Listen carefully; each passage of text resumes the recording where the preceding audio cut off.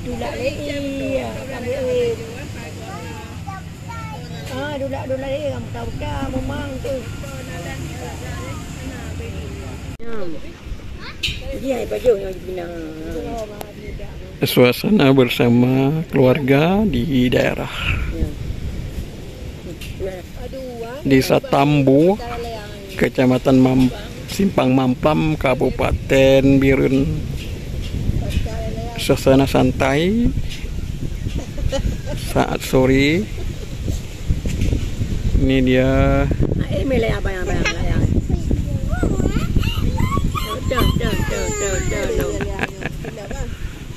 nampak perahu-perahu yang lagi bersandar.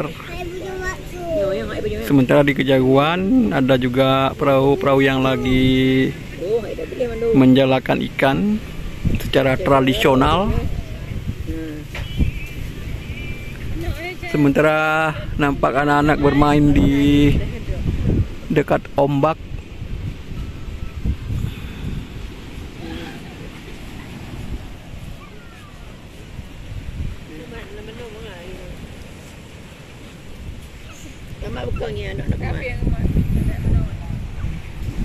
Di kejauhan nampak juga anak-anak lagi bermain layang-layang. Angin sepoi-sepoi.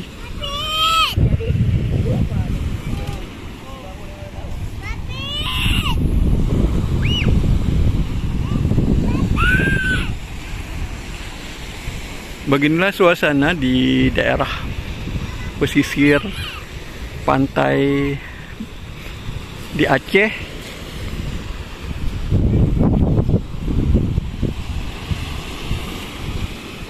Pantai di Aceh yang akhir-akhir ini heboh dengan pendaratan para pengungsi Rohingya. Di kejauhan nampak lagi dibuat perahu baru. Kampung nelayan yang berada di pesisir Kabupaten Birun. Di daerah Tepin nih katanya, di daerah Tepin Kecamatan Simpang Mamplam, Kabupaten Birun. Ini nampak perahu lagi ditambatkan oleh pemiliknya.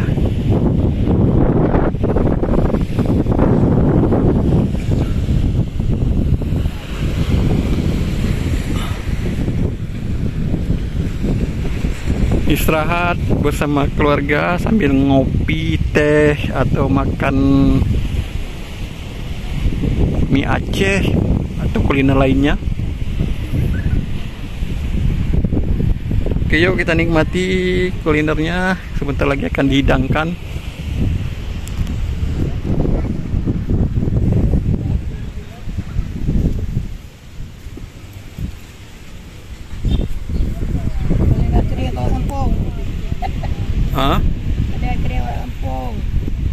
Paling ketita Mbak Grup.